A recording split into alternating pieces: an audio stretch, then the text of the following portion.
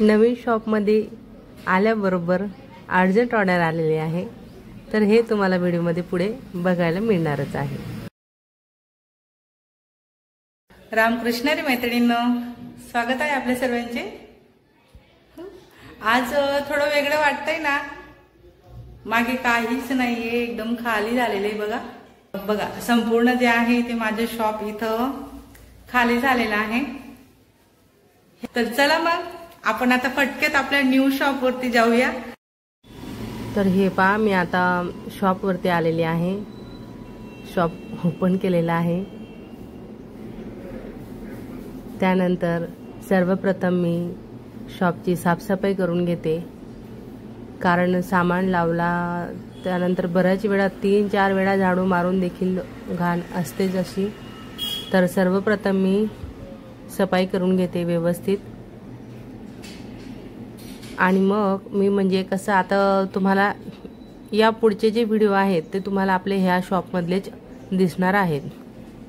तर आता फायनली माझी साफसफाई झाली। आता मी तर देवाजवळ म्हणजेच आमची कुलस्वामिनी खेमेज माता त्याचा फोटो ठेवलेला आहे आणि श्रीकृष्ण ठेवलेला आहे। तर मी देवपूजा करते, तोपर्यंत माझी मुलगी तुम्हाला माझं पूर्ण शॉप दाखवते। शॉपमध्ये मी कशा प्रकारे सामान लावून घेतलेलं आहे।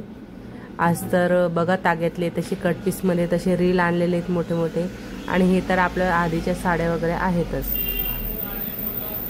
तर देवांजवळ दिवा अगरबत्ती लावून झाली का मग मी माझ्या आजच्या कामाला सुरुवात करणार आहे। आज आहे माझ्या शॉपचा पहिला दिवस, आणि पहिल्याच्या दिवशी माझ्याकडे अर्जंट ऑर्डर आलेली आहे। आता शॉप म्हटल्यावर कसं, आणि आता कार्यक्रम देखील चालू आहेत। तर हे जे ब्लाऊज आहेत ते माझ्याकडे मॅडमचेच आलेले आहेत। आधीच एवढं भरपूर काम आहे, पण त्या मॅडमने मला खूपच रिक्वेस्ट केलेली आहे की ताई काही पण करा, पण तुम्ही माझे ब्लाऊज शिवूनच द्या असं म्हणून। तर अर्जंटमध्ये मला आज 3 ब्लाऊज करायचे आहेत। एक दुसऱ्या मॅडमचा आहे आणि 2 ब्लाऊज दुसऱ्या मॅडमचे आहेत।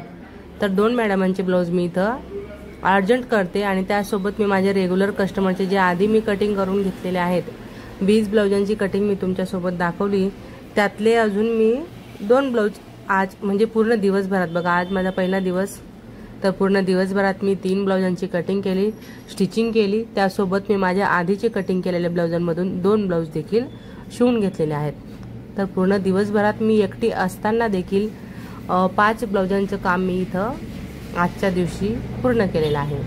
आता ह्या कस्टमरचे 2 ब्लाऊज आहेत, तर 2 ब्लाऊजांची कटिंग मी सोबत करते। मात्र काय आहे की एक ब्लाऊजला लॉंग स्लीव आहे आणि एक ब्लाऊजला शॉर्ट स्लीव घ्यायचे आहेत। तर मग मी ह्या कस्टमरचे ब्लाऊज असं व्यवस्थित मार्किंग करून घेते। 2 पीस कटोरीमध्ये मला हे ब्लाऊज बनवायचे आहेत। आज जे अर्जंट कस्टमरचे ब्लाऊज आहेत त्यातले 2 ब्लाऊज मला 2 पीसमध्ये बनवायचे आहेत, आणि एक ब्लाऊज मला सिंगल कटोरीमध्ये बनवायचा आहे।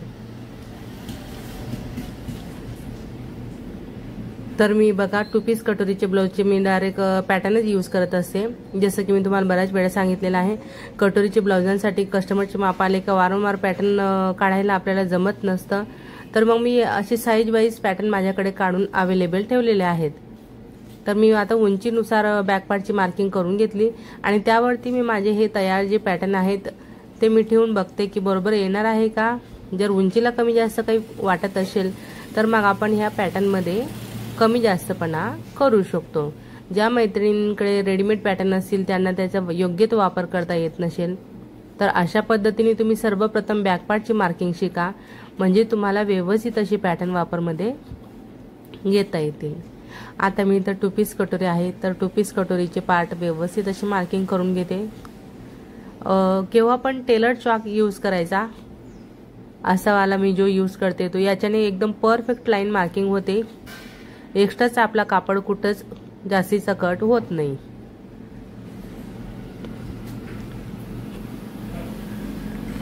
आता इथं बघा, मी क्रॉसपट्टी देखील थोडी अर्धा इंच वाढवून घेतलेली आहे कस्टमरच्या मापानुसार। आता माझे इथं फ्रंट आणि बॅक हे दोन्ही पार्ट मार्किंग करून झाले पॅटर्न सहित। स्लीव मात्र मी कटिंग केलेली नाहीये। आता बघा, एक जे खालचं जे अस्तर आहे त्याला लॉंग स्लीव घ्यायची आहे। तर मी काय करते, आता सर्वप्रथम बॅक पार्टची कटिंग करेल आणि मग नंतर बाकीचे पॅटर्न मी कट करणार आहे। तर माझे दोन्ही ब्लाउजांची कटिंग इथं झालेली आहे। तर ह्या दोन्ही ब्लाउजांमधून मी तुम्हाला जे आता हे ब्लाउज मी साईडला ठेवलेला आहे, या ब्लाउजचा बॅकनेकचा व्हिडिओ मी तुमच्यासोबत सविस्तर शेअर करणार आहे। ब्लॉग टाईपच मी तो व्हिडिओ बनवलेला आहे। आजच्या व्हिडिओत मी तुम्हाला फक्त ह्या ब्लाउजांची कटिंग आणि स्टिचिंग झाल्यानंतर ब्लाउज कसे एकदम छान असे तयार झाले ते दाखवते। मध्ये मध्येच लाईट पण ये करत असते, तर मग लाईट ज्या वेळेस जाते तेव्हा मी काय काम करत असते, कारण लाईट गेली का मशीन तर आपली बंद पडते, पण आपल्याला रिकामं न राहता भरपूर असे कामं असतात जे आपण लाईट गेल्यावर देखील करू शकतो। तेच मी तुम्हाला इथं दाखवणार आहे। तर हे जे आहे ते मॅडमचे ब्लाउज एकदम सिंपल होते सांगितलेले त्यांनी, पण ब्लाउजला साईडला कापड साडीचा असल्यामुळे म्हटलं आता आपण यावर काहीतरी डिझाईन करून देऊ थोडी, की जेणेकरून मॅडम देखील खुश होतील असं। आणि आपलं शॉपवर आल्यानंतरचं पहिलं कस्टमर आहे आणि अर्जंट ऑर्डर मी त्यांची घेतलेली आहे। नाही म्हणत त्यांनी जबरदस्तीने ब्लाउज माझ्याकडे दिले आणि मग नाविलाजाने मला ते करावेच लागले, कारण कसं आहे शॉपचा पहिला दिवस आहे आणि न्यू शॉप आपलं ओपन झालेलं आहे आता इथं। तर बघा, न्यू शॉप म्हटलं म्हणजे माझं ह्या जागेवरती आधी देखील शॉप होतं, पण मी कोरोना नंतर घरी माझं सामान शिफ्ट केला, कारण खूपच लॉस झाला। मग आपल्याला रेंट जे असतं शॉपचं ते देखील माझं निघत नव्हतं, म्हणून मी घरीच माझे 2 रूम तयार केले वरती आणि तिथं शॉप मी बनवलेलं होतं।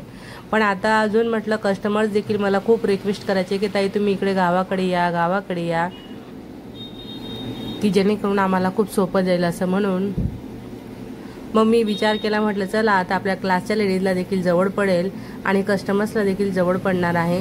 या हिशोबाने मी हे शॉपचं नियोजन केलं आणि शॉप फायनली मग मी संक्रांतीच्या दिवशी सामान टाकलेलं आहे आणि त्याच्या दिवशी मी सामान लावला माझ्या बहिणींच्या मदतीने। आणि पहिलाच दिवस संक्रांतीच्या दुसऱ्या दिवशी म्हणजे 15 जानेवारीला मी हे 3 ब्लाउज अर्जंट केले आणि 2 माझे रेग्युलरचे केलेले आहेत। तर त्यातून बघा एक ब्लाउज माझं झालं कंप्लीट, ते मी हुक लावायला दिलं। त्यानंतर आता हे दुसऱ्या ब्लाउजचे देखील फ्रंट पार्ट ओके आपण इथं करून घेतोय।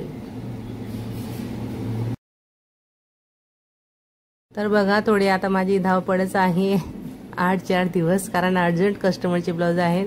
तर याहून पुढे येणारे व्हिडिओ देखील मी ब्लॉग टाईप तुमच्यासोबत शेअर करेल, पण त्यामध्ये मात्र तुम्हाला योग्य ती माहिती मिळणार आहे की मी काम कशा पद्धतीने करते। ब्लाउज शिवत असताना तर ह्या ब्लाउजसाठी मी पॅटर्न यूज केलेले आहेत, तर यांना देखील आपल्याला गळ्याची मार्किंग कशा पद्धतीने आपण करू शकतो। तर मी व्यवस्थित असा गळ्याचा आकार दिला आणि मग त्यानंतर मी आयहुक पट्टी लावायला घेतलेली आहे। आयहुक पट्टी लावल्यानंतर मग मी इथं गळ्याला पट्टी लावून घेणार आहे, की जेणेकरून माझं ब्लाउज एकदम परफेक्ट असं फिनिशिंगमध्ये तयार होणार आहे। हे एक ब्लाउज आहे अर्जंट वाला, ते कटिंग करायचं आहे। तर लाईट गेलेली आहे त्यामुळे मी काय करते आता याची कटिंग करून घेते। तर मग माझ्या शॉपचा पहिला दिवस मी तुमच्यासोबत शेअर केलेला आहे। शेवटपर्यंत तुम्ही माझा व्हिडिओ बघितला त्याबद्दल तुमचे सर्वांचे खूप खूप धन्यवाद। असेच माझे व्हिडिओ बघत चला व मला सपोर्ट करा। चला तर मग भेटूया आपण पुढच्या नवीन व्हिडिओ सोबत। धन्यवाद।